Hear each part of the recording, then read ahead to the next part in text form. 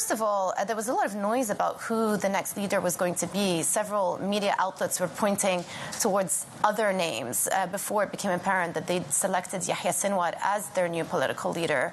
What is the significance of this appointment?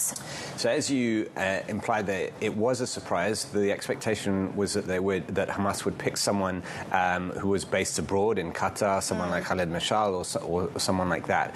They went for Sinwar, which, again, as you said, sends a message of defiance to Israel. Israel is obviously accused by Hamas and Iran of assassinating Haniyeh, and Hamas is almost saying, well, if you're going to go after someone like Haniyeh, who relative to many other Hamas members is a moderate, we're going to choose someone who's even more extreme.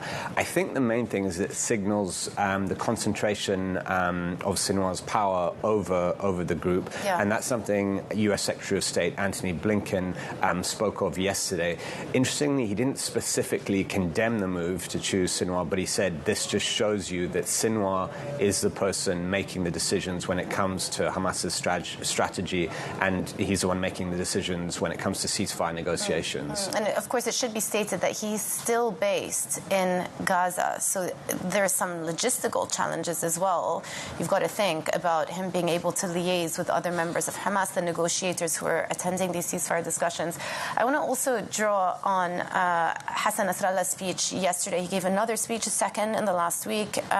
Many people were looking for more clues on what this potential retaliation could look like. We didn't get a lot out of it, but what he did say that I thought was interesting is our response is coming, whether alone or with allies. To me, and this is my personal read, it doesn't seem as though the response has been formulated yet. Otherwise, he wouldn't say that. Yes, it seems as if Hezbollah and probably Iran too are still deciding, still mulling their options.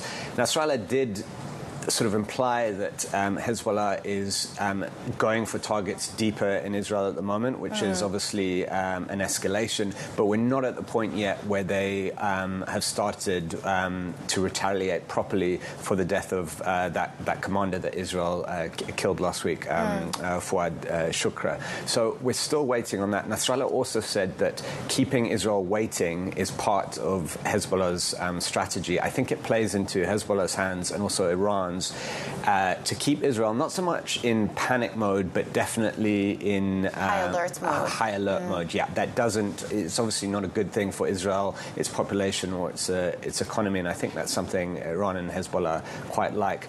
But the signals are that we will get a retaliation of some form from Iran, whether or not it's in coordination with Hezbollah and perhaps other militias like the Houthis. We'll have to see. Yeah.